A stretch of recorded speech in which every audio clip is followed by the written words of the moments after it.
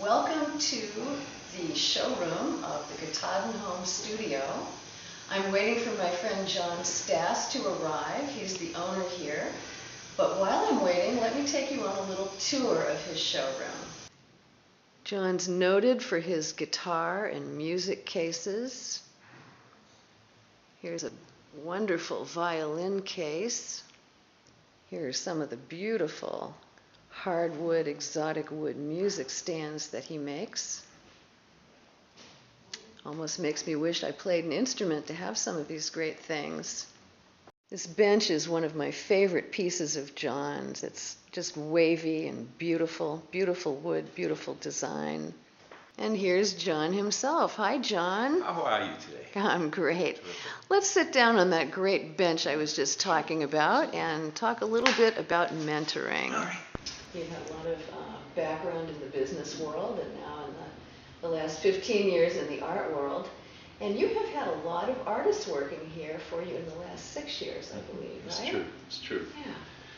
What do you think is the biggest challenge of mentoring artists? Well, I think one challenge is that every artist, they naturally want to put their own thumbprint on the products that they design and create. And that's something that we can all understand. In running a business, you're concerned with branding issues. People, whether they're residential or commercial or institutional customers, they come to you because they relate to you artistically. They like the types of forms that you use, the geometric shapes that tend to be part of the body of your design, the materials that you work in.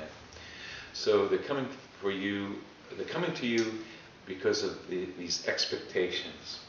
And when you have a number of designers on your team, they may all approach a certain project in a different way, which is really a very strong thing. You want to have that.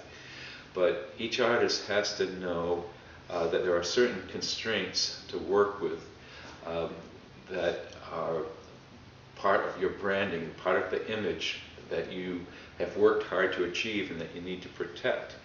You also want artists to be able to exercise whatever it is they bring to the job of creating things. I feel that you can set certain parameters, boundaries or constraints, whatever you want to call that, but still allow people the license to interpret that and to produce designs and to contribute ideas that are within that, but still exercise creativity. Oftentimes when we think of setting a boundary, it's a way to stymie a certain activity, but a boundary or constraint can also allow somebody to call upon something that's deep inside them to actually promote creativity. It might create a situation where the person needs to draw upon other experiences that can make a true viable contribution to the challenge that is at hand, and may allow them to stretch, which in a way is another form of creativity. Okay, so constraints can actually increase creativity, and as a mentor you help people find that. I think we're all familiar with the idea that some people tend to work best under pressure. Well, I think that in a way is the artist, in the artist world, that's sort of the equivalent.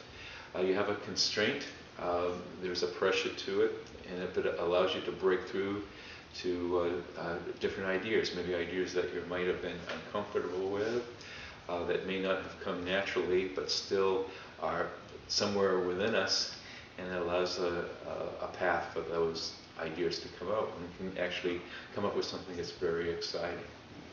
Great. John, thank you for spending some time talking with me. It's my pleasure, Susan. Thanks. Thank you for watching, and I hope you'll become a subscriber.